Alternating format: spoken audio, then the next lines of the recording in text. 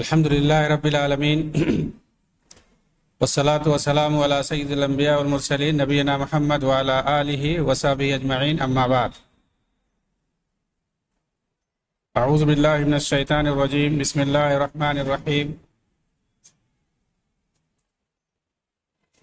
يا أيها الذين آمنوا لا تتخذوا عدوي وعدوكم أولياء تلقون إليهم بالمودة وقد كفروا بما جاءكم من الحق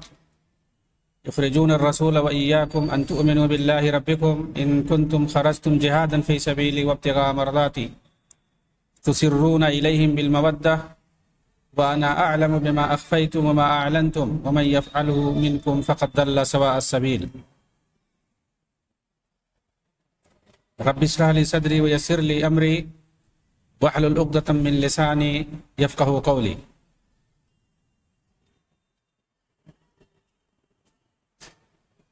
محترم ناظرین کرام، احباب گرامی اور دیگر سامعین،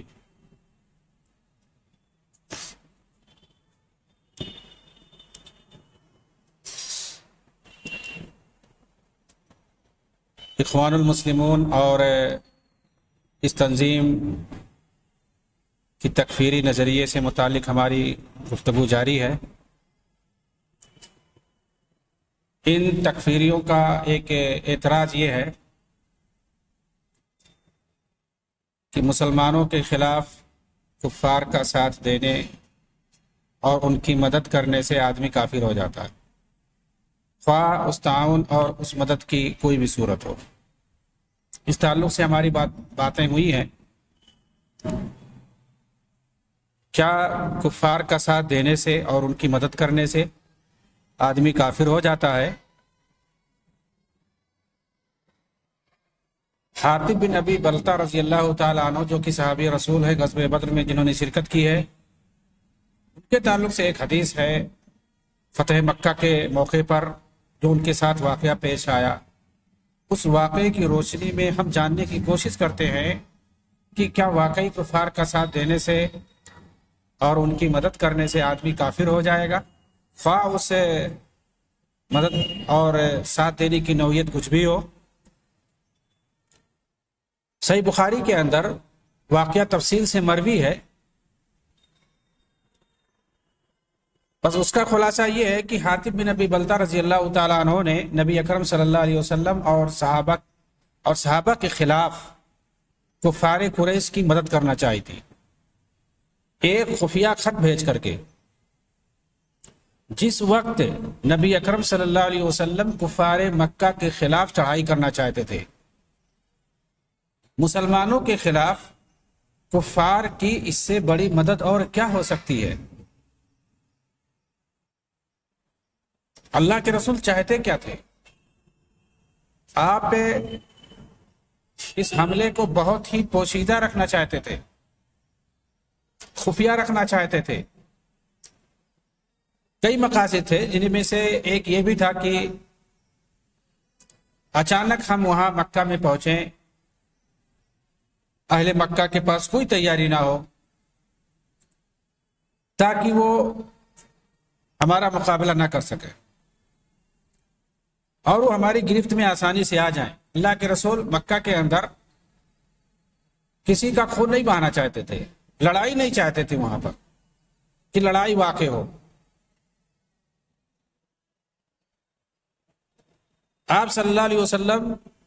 اسی وجہ سے اس کو خفیہ رکھنا چاہتے تھے اور اس کے لیے سارے انتظامات آپ نے کر رکھے تھے، تیاری بھی خفیہ چل رہی تھی۔ مدینہ سے باہر چپے چپے پر آپ نے لوگوں کو لگا رکھا تھا کہ کوئی خبر مدینہ کی باہر جانے نہ پائے، اور اپنے جواسیس بھیج رکھے تھے قریش کے حالات کا پتہ لگانے کے لیے کہ وہ کیا کر رہے ہیں، کس پوزیشن میں ہیں۔ تو ہر طرح سے آپ نے انتظام کر رکھا تھا، محض اس وجہ سے کہ یہ پورا کا پورا حملہ خفیہ رہے۔ اور اچانک مکہ کے اندر آپ صلی اللہ علیہ وسلم صحابہ کے ساتھ پہنچے تاکہ وہاں کسی کا خون نہ بہے۔ لیکن ایسے سنگین موقع پر ایک صحابی رسول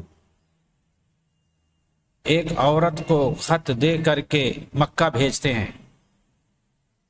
اپنے رشتہ داروں کو اور کچھ لوگوں کو، مکہ کے کچھ لوگوں کو بتلانے کے لیے اس حملے کے بارے میں پیشگی اطلاع دیتے ہیں تاکہ ان کو پتہ چل جائے، اور پھر ان کے جو رشتہ دار ہیں وہ محفوظ ہو جائیں، اس اچانک حملے سے، اس خطرے سے محفوظ ہو جائے۔ یہی ان کا مقصد تھا۔ لیکن آپ جانتے ہیں کہ اب کفار مکہ کے حق میں، مسلمانوں کے خلاف، خود نبی صلی اللہ علیہ وسلم اور صحابہ کے خلاف اس سے بڑی مدد آخر کیا ہو سکتی ہے؟ اگر ان کا خط کفار قریش تک پہنچ جاتا جو انہوں نے بھیجنے کی کوشش کی تھی، لیکن نبی صلی اللہ علیہ وسلم کو وحی کے ذریعے اطلاع دے دی گئی، اور آپ نے 3 صحابہ کو، علی بن ابی طالب رضی اللہ تعالیٰ عنہ اور زبیر رضی اللہ تعالیٰ عنہ، 3 صحابہ کو آپ نے باقاعدہ بھیجا کہ جا کر کے فلاں جگہ ملے گی وہ عورت، اس کو پکڑ کر کے لاؤ، خط نکال کر کے لاؤ اس کے پاس سے، اور وہ جا کر کے اسے خط لے کر کے آئے کسی بھی طرح سے۔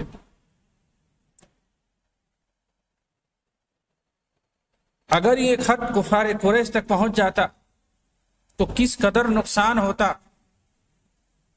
مسلمانوں کا، اس کا کوئی اندازہ نہیں لگا سکتا۔ ممکن تھا کفار مکہ راستے میں گھات لگا کر بیٹھ جاتے، ان کو پیشگی اطلاع ہو جاتی۔ پہاڑی علاقے ہیں سب، وہ کسی پہاڑی میں گھات لگا کر بیٹھ جاتے اور مسلمانوں کے پہنچتے ہی تیر برسانا شروع کر دیتے، تلوار چلانا شروع کر دیتے، جس طرح سے غزوہ حنین کے موقع پر پیش آئے تھے۔ 12,000 کی فوج تتر بتر ہو کر کے رہ گئی۔ اسی طرح یہ بھی ممکن تھا کہ وہ کسی بھی پہاڑی علاقے میں گھات لگا کر بیٹھتے اور اچانک حملہ آور ہو جاتے اور کافی نقصان ہوتا جانی مالی مسلمانوں کا، اور اس طرح سے وہ پہلے سے تیار ہو کر کے اور دوسرے قبائل کو اکٹھا کر لیتے، اور اس طرح سے ایسا بھی ہو سکتا تھا کہ اس موقع پر کفار مکہ اور دوسرے کفار کے ساتھ مسلمانوں پر غالب آ جاتے۔ حالانکہ اس وقت یہ کوئی نہیں کہہ سکتا کہ کس کا پلڑا بھاری تھا، لیکن ایک ان کو اگر پیشگی اطلاع ہو جاتی تو یہ ایک کفار مکہ کے لیے ایک بیلنس بنانے کا ذریعہ ثابت ہوتا، یا یہ کہ وہ مسلمانوں کو وہاں پر مکہ کے اندر شکست دے دیتے۔ یعنی اس ایک خط سے بہت کچھ ہو سکتا تھا، مگر وحی کے ذریعے سے آپ کو اطلاع دے دی گئی، اور آپ نے اس غیر معمولی اقدام کو کرنے سے باز رکھا اور ان سے استفسار کر کے انہیں معاف کر دیا۔ آپ نے ان سے نہیں کہا کہ حاتب تم مرتد ہو گئے، تم کافر ہو گئے، ہمارے خلاف کفار مکہ کا تم نے ساتھ دیا، ان کا تعاون کرنا چاہا، توبہ کر کے اسلام لاؤ، تم کافر ہو گئے، مرتد ہو گئے، واجب القتل ہو گئے۔ ایسا آپ نے کچھ نہیں کہا، بلکہ ان سے حقیقت کا پتہ لگا کر چھوڑ دیا، کیونکہ حاتب رضی اللہ تعالیٰ عنہ کے اس اقدام کا مقصد مسلمانوں کے خلاف کفار کی مدد کرنا نہیں تھی، کہ مسلمانوں کے خلاف، نبی صلی اللہ علیہ وسلم کے خلاف، صحابہ کے خلاف وہ کفار کی مدد کرنا چاہتے،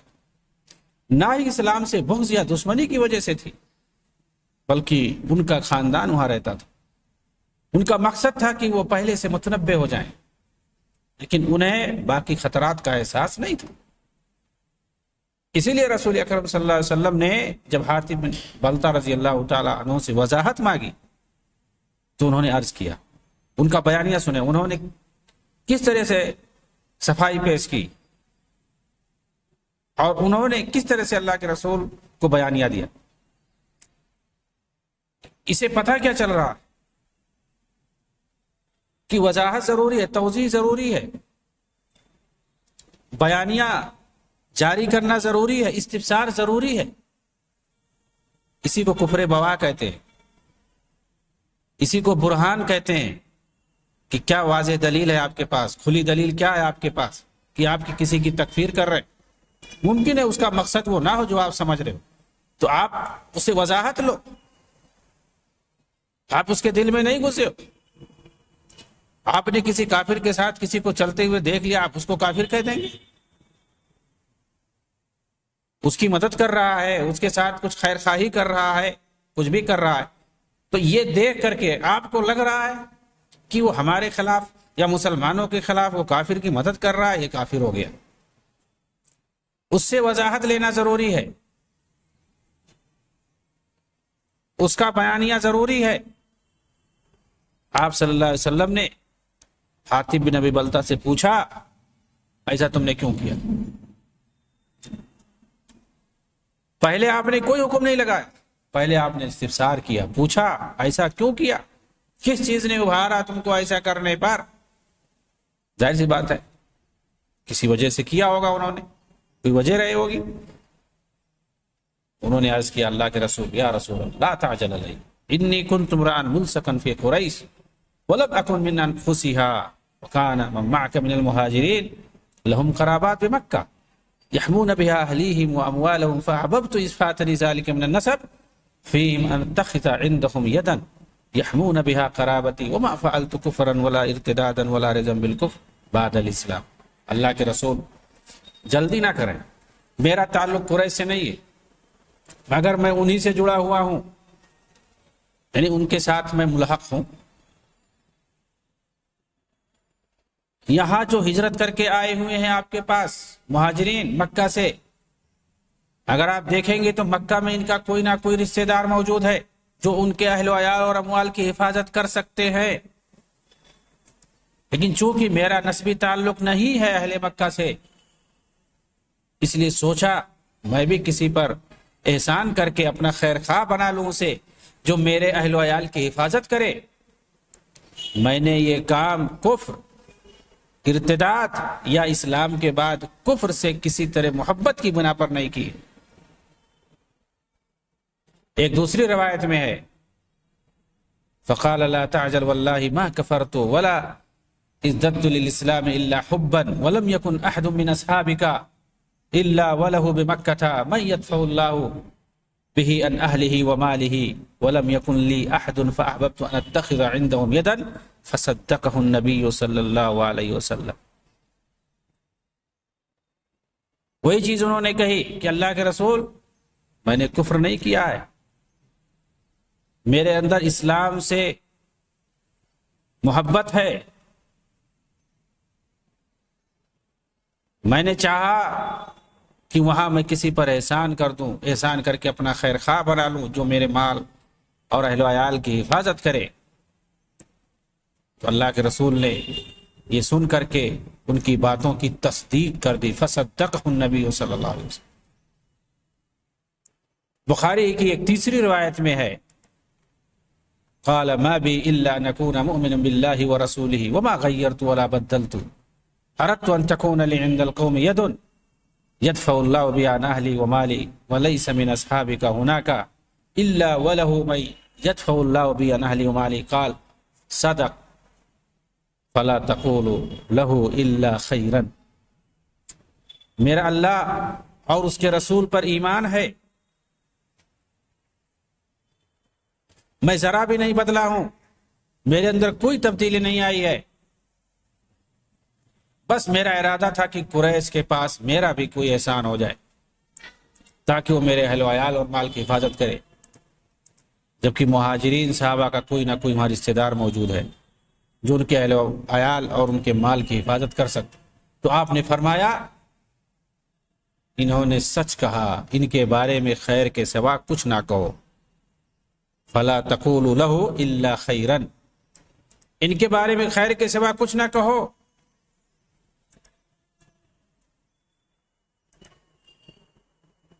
اسی موقع پر سیدنا عمر عمر بن خطاب رضی اللہ تعالیٰ عنہ نے جوش میں آ کر گردن مارنے کی اجازت مانگی تھی تو آپ نے کیا فرمایا تھا؟ آپ نے فرمایا تھا انہو قد شہد بدرا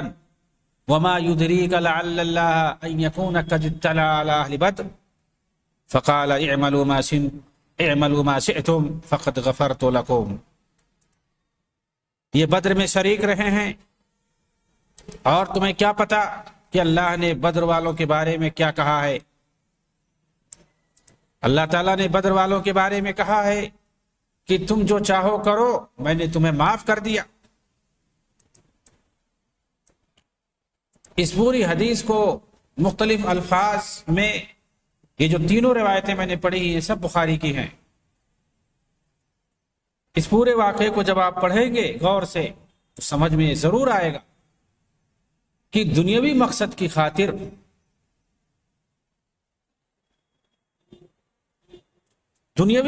خاطر اگر کوئی کفار کی مدد کرے، اپنے اہل و عیال کی مدد بچانے کے لیے،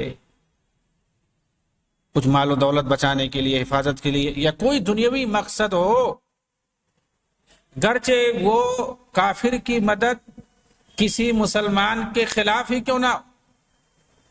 مسلمانوں کے خلاف ہی کیوں نہ ہو وہ مدد،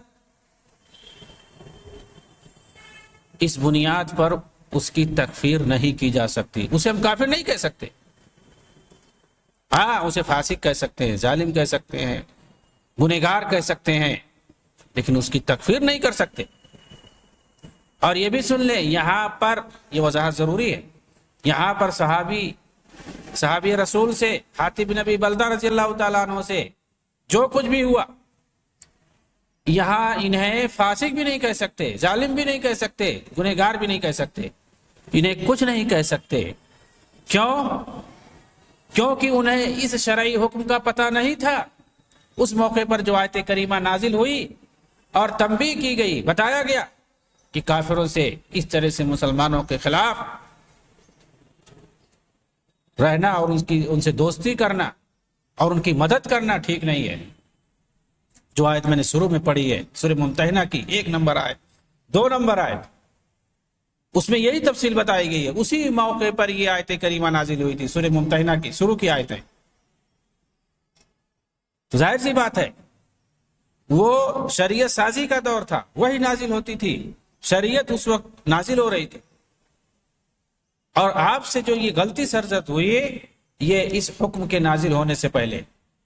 یہ غلطی ہوئی، اس کے بعد حکم نازل ہو. یعنی مطلب یہ ہوا کہ اب اس کے بعد ایسا کوئی نہیں کر سکتا. اگر کوئی کرے گا تو وہ ظالم ہوگا.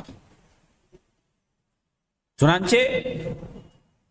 اگر ایسا کوئی کرے تو اس کو ہم ظالم کہہ سکتے ہیں، فاسق کہہ سکتے ہیں، گنہگار کہہ سکتے ہیں،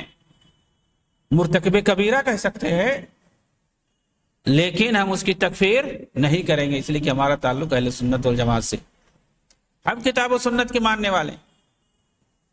مرتکب کبیرہ کی تکفیر خوارج کرتے ہیں، معتزلہ کرتے ہیں، جو اہل سنت سے نکلے ہوئے، بھٹکے ہوئے.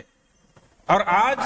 جو انہی کے پیروکار خوارج وقت ہیں، یہ بھی ایسے لوگوں کی تکفیر کرتے ہیں. لیکن یہاں پر ہم یہ حادثہ، یہ جو واقعہ صحابی رسول کے ذریعے سے ہوا، یہاں ہم انہیں یہ بھی نہیں کہہ سکتے ہیں کہ انہیں ہم فاسق کہیں، انہیں ہم منافق کہیں، انہیں ہم کوئی دوسرا لفظ غلط کہیں. جیسا کہ میں نے بتایا، یہ کیوں؟ اس لیے کہ شرعی حکم کے نازل ہونے سے یہ پہلے کا واقعہ، اور اسی لیے اللہ کے رسول نے ان پر کوئی حکم نہیں لگایا، معاف کر دیا. لیکن اگر کوئی کفار کی مدد کرے مسلمانوں اور اسلام کے خلاف تاکہ کفر کا غلبہ ہو، اسلام سے بغض کی وجہ سے کوئی مسلمانوں کے خلاف کافروں کی مدد کر رہا ہے، نفاق کی وجہ سے، ارتداد کی وجہ سے، تو یہ کفر اکبر ہوگا. ایسی صورت میں تکفیر کی جا سکتی ہے،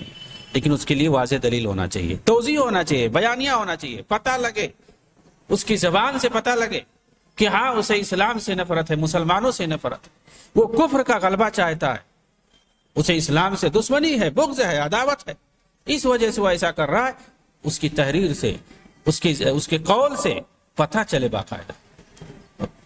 بیانیہ ہونا ضروری ہے. ممکن ہے وہ کوئی تعویل ہو، اس کے پاس متاول ہو،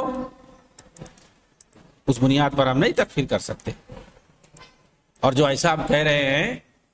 اس کے چند وجوہات ہیں۔ پہلی وجہ یہ ہے کہ حاتم رضی اللہ تعالیٰ عنہ سے آپ نے پوری تفصیل پوچھی تھی، اگر ان کا یہ عمل کفریہ ہوتا تو ضرور ان پر اسی وقت ارتداد کا حکم لگایا جاتا، کیونکہ اصول ہے لا یجوز تاخیر البیان عن وقت الحاجہ، ضرورت کے وقت حکم کی وضاحت ضروری ہے، اسے مؤخر کرنا جائز نہیں۔ یہ وقت کا تقاضا تھا کہ آپ اسی وقت فوراً حکم لگا دیتے اور آپ بتا دیتے کہ اب یہ کافر ہو گئے، مرتد ہو گئے، واجب القتل ہو گئے، کیونکہ ایسا کرنا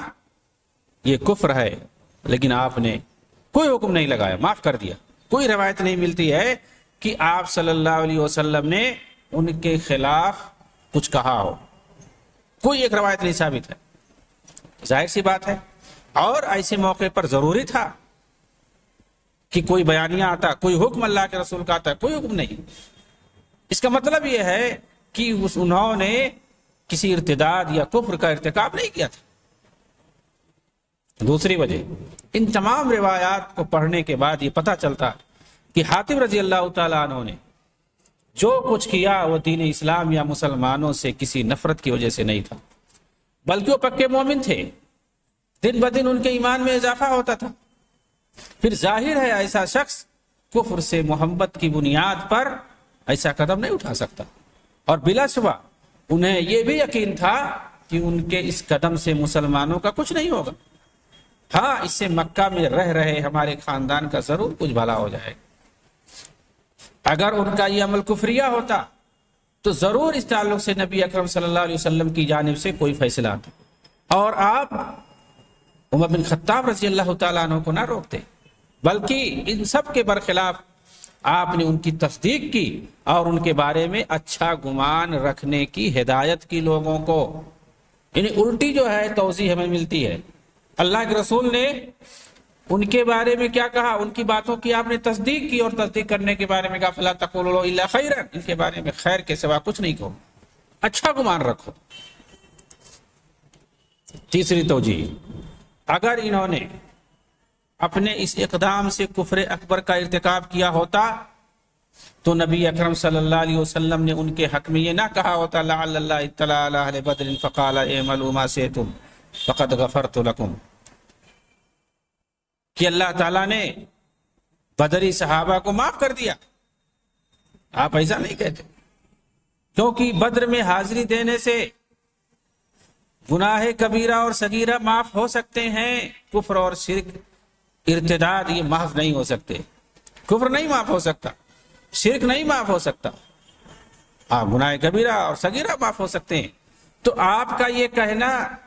کہ اللہ تعالیٰ نے اہل بدر کے گناہ کو معاف کر دیا ہے، وہ کچھ بھی کریں، تو اس کا مطلب یہ نہیں ہے چاہے کفر بھی کریں شرک بھی کریں، نہیں،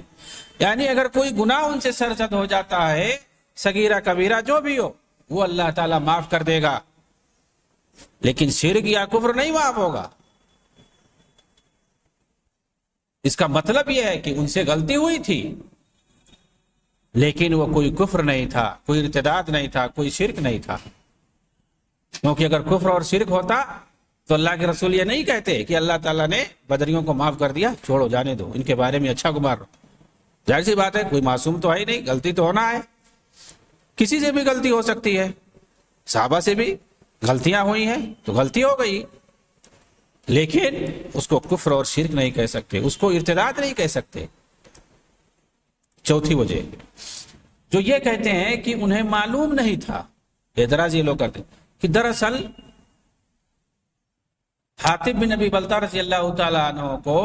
نہیں معلوم تھا کہ کافروں کی مدد کرنے سے آدمی کافر ہو جاتا ہے، گویا انجانے میں انہوں نے کیا، اور اصول ہے جاہل معذور ہوتا ہے، یعنی اگر کسی کو نہیں معلوم ہے کوئی حکم، کوئی نہیں معلوم ہے کہ یہ حرام ہے اور وہ کر دے تو ظاہر سی بات ہے اس کے لیے معافی ہے،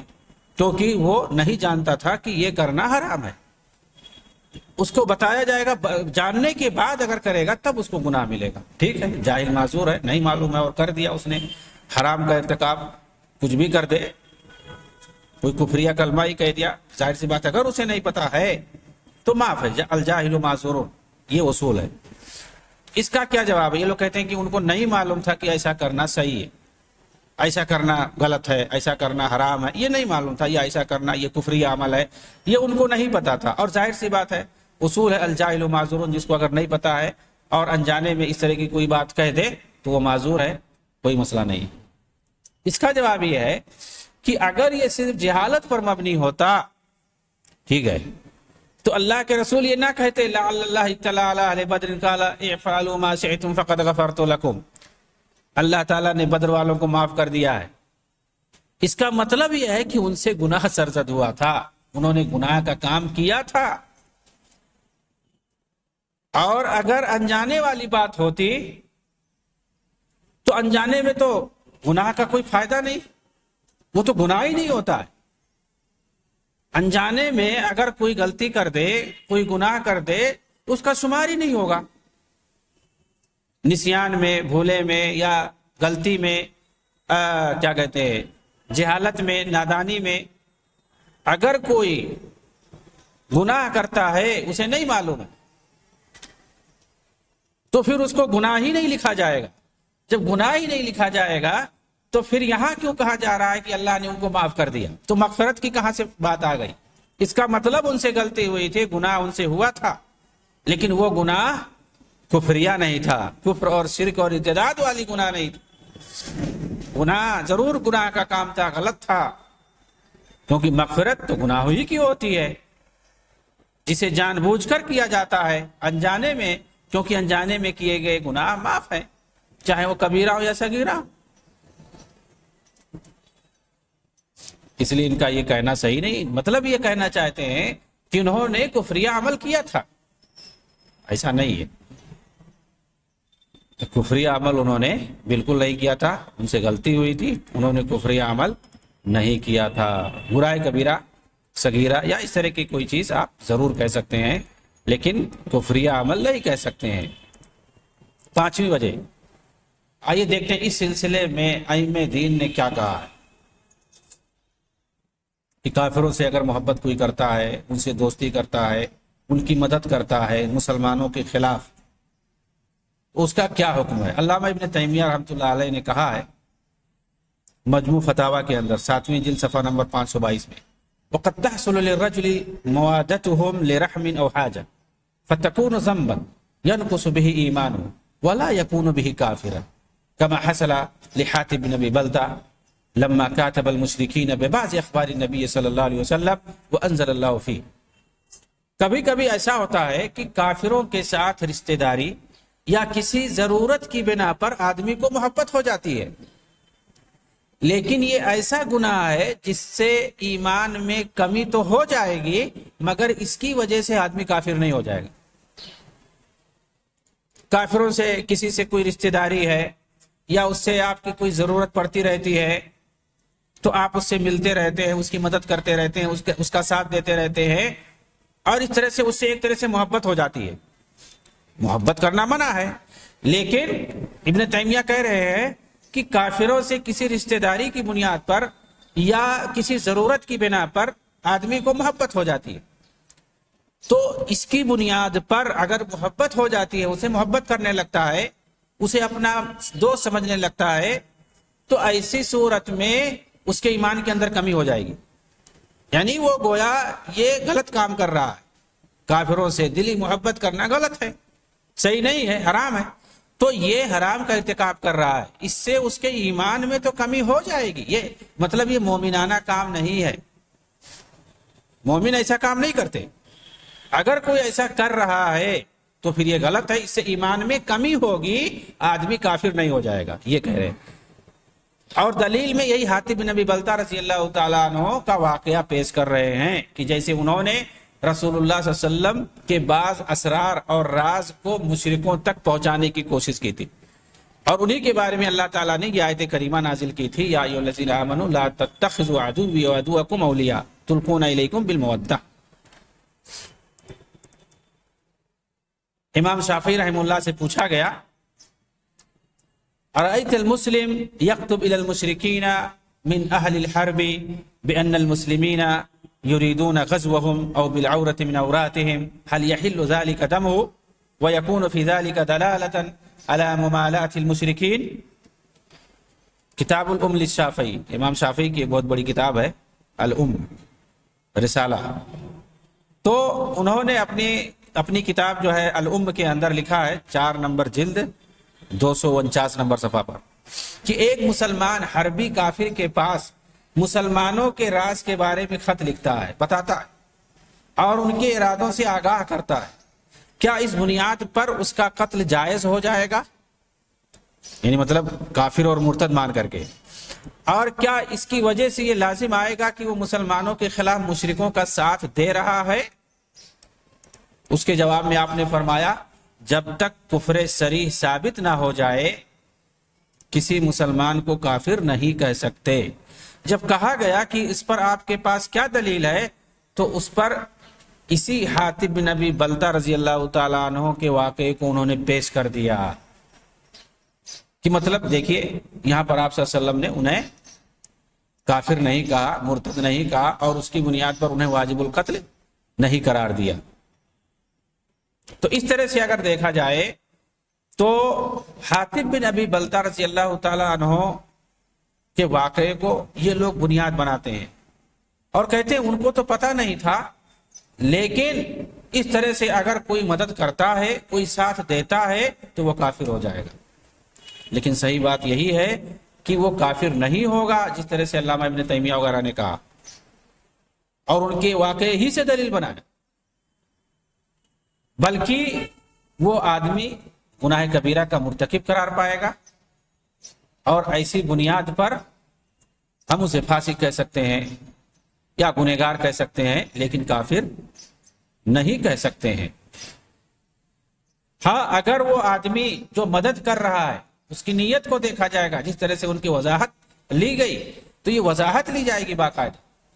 اگر اس کی نیت سے پتہ چل رہا ہے، اس کے بات سے پتہ چل رہا ہے، اس کے حرکات اور عمل سے اگر پتہ چل رہا ہے، اس کے بیانیے سے اگر یہ پتہ چلے کہ یہ جو مدد کر رہا ہے مسلمانوں کے خلاف کافروں کی، یہ مسلمانوں سے نفرت اور دشمنی کی بنیاد پر، اسلام سے نفرت اور دشمنی کی بنیاد پر، اور یہ چاہتا ہے کہ مسلمانوں کی کمزوری اور کفر کا غلبہ چاہتا ہے، وہ کافروں کو سربلند رہنا چاہتا، دیکھنا چاہتا ہے، ایسی صورت میں اس کے کفر میں کوئی شک نہیں. یہ اگر صورت ہے، لیکن اگر وہ کوئی مجبوری بتائے، وہ ایسی کوئی وجہ بتائے جس کی وجہ سے سمجھ میں آئے کہ یہ دنیاوی مال و متاع کی خاطر ایسا کر رہا ہے، یا وہ اپنے اہل و عیال کی حفاظت کی خاطر ایسا کر رہا ہے، یا وہ اپنی جان بچانے کے لیے ایسا کر رہا ہے، یا اس طرح سے کوئی صورتحال ہو اور ساتھ ہی پتہ چلے اس کی بات سے کہ نہیں اسے تو اسلام سے محبت ہے، وہ مسلمانوں سے محبت رکھتا ہے، اسے نفرت نہیں ہے. اگر اس چیز کا پتہ چلتا ہے ان چیزوں کا تو ایسی صورت میں ہم کہیں گے کہ یہ گناہ کبیرہ کا ارتکاب کیا، اس نے گناہ کا کام کیا، اس نے غلط کام کیا ہے. اس بنیاد پر ہم اس کی تکفیر نہیں کر سکتے ہیں. اللہ رب العالمین سے دعا ہے کہ اللہ تعالی ہمیں دین اسلام کے احکام پر عمل کرنے کی توفیق عنایت فرمائے. آمین. وآخر دعوانا الحمدللہ رب العالمین والسلام علیکم ورحمۃ اللہ وبرکاتہ.